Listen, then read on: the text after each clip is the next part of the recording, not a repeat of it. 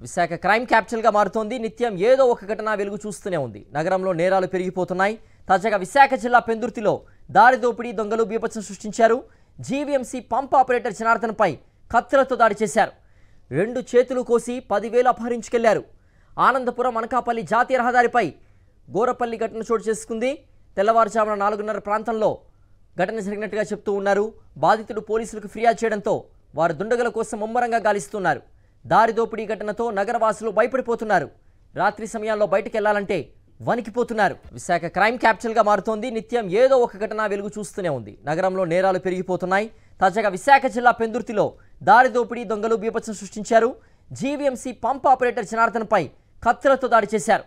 2 చేతులు కోసి 10,000 అపహరించుకెళ్లారు. ఆనందపురం అనకాపల్లి జాతీయ రహదారిపై గోరపల్లి ఘటన చోటు చేసుకుంది. తెల్లవారుజామున 4:30 ప్రాంతంలో ఘటన జరిగినట్టుగా చెప్తూ ఉన్నారు. బాధితుడు పోలీసులకు ఫిర్యాదు చేయడంతో వారు దుండగుల కోసం ముమ్మరంగా గాలిస్తున్నారు. దారి దోపిడీ ఘటనతో నగరవాసులు భయపడిపోతున్నారు. రాత్రి సమయాల్లో బయటకు వెళ్లాలంటే వణికిపోతున్నారు.